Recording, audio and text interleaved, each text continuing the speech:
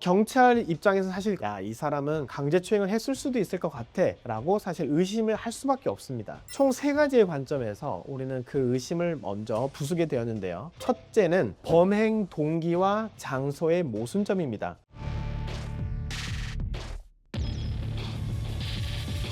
저희 의뢰인은 전 직장 동료들과 함께 오랜만에 사실 식사 자리와 술자리를 가지게 되었습니다. 직장에 대해서 고충을 토로하다 보니 모두가 만취 상태가 되었고, 마지막으로 남아있는 여성 직장 동료에게 집이 어디냐 계속해서 확인을 했는데도 절대 돌아오지 못하니까 결국에는 그냥 술집에 놔두고 가지를 못하고 데려다 줬습니다. 그런데 도저히 부축해도 상대방이 정신을 못 차리니까 피해자를 대로변에 놔두고 본인은 집으로 돌아왔습니다. 고소인은 자신이 블랙아웃 상태였다, 군데군데 기억을 해보는데 이 사람이 분명 나를 강제추행했다 라고 형사 고소를 한 것이었습니다. 사실 의뢰인 입장에서는 그야말로 미치고 팔짝 뛸 노릇이죠. 고소장이 접수되자마자 저희에게 찾아왔고, 어떻게 하면 처음부터 끝까지 저희가 대처할 수 있는지 철저하게 대비를 하게 되었습니다. 경찰 입장에서 사실 이 사람은 강제추행을 했을 수도 있을 것 같아 라고 사실 의심을 할 수밖에 없습니다. 총 3가지의 관점에서 우리는 그 의심을 먼저 부수게 되었는데요.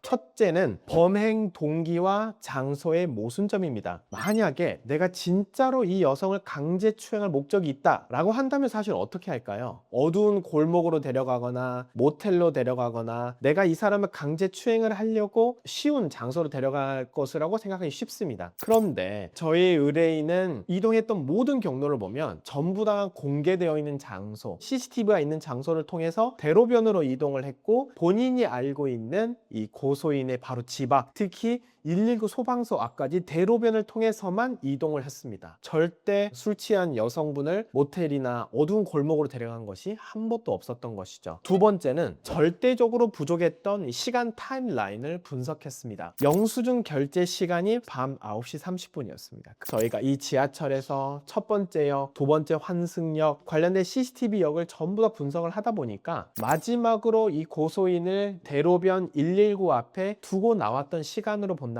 실제 이 고소인을 만질 수 있었던 시간 자체가 소방서 앞에서 단 5분, 10분 이거밖에 안 된다. 고소인에게 너희 집 어디야? 여기 앞에 119 소방서라니까? 라고 했었던 이 시간으로 본다면 모두 다 공개된 지하철과 소방서 119 앞에까지 상대방을 강제추행할 시간과 장소가 절대적으로 부족하다라는 점을 저희가 입증을 했고요. 세 번째는 사실 피해자가 주장하고 있는 사후 진술과 그 신빙성이 부족하다라는 점을 저희가 깨트릴 수 있을 것입니다. 실질적으로는 고소인을 거기에 두고 온 직후에 의뢰인이 야, 너 집에 잘 들어갔어? 출근은 했니? 수차례 걸쳐 전화와 카톡 문자를 한 것도 저희가 결국엔 찾아냈고, 더 나아가서 의뢰인은 이 고소인이 연락이 안 되니까 고소인의 다른 직장 동료에게까지 연락해서 확인한 내역까지도 저희가 모두 확보해서 경찰 및 수사기관에 제출을 했습니다. 이와 같은 점들을 저희가 실질적으로 주장을 했고, 더 나아가서는 경찰관에게 이 모든 지하철 이동 내역에 대한 CCTV를 적극적으로 확보하도록 저희가 요청을 했고, 실제 경찰관이 저희를 통해서 CCTV를 모두 확인한 결과 여성분을 계속해서 부축해 나가는 장면이 확인이 되거든요. 그런데 동시에 이 의뢰인도 정말 술에 똑같이 만취해 있잖아요. 그런데 그와 같은 과정에서 이 여성을 부축하는 것 말고는 적극적으로 이 여성을 막 강제추행을 한 모습을 찾기 어렵다는 것도 추가적으로 확보해냈습니다. 최종적으로는 의뢰인에게 불송치, 즉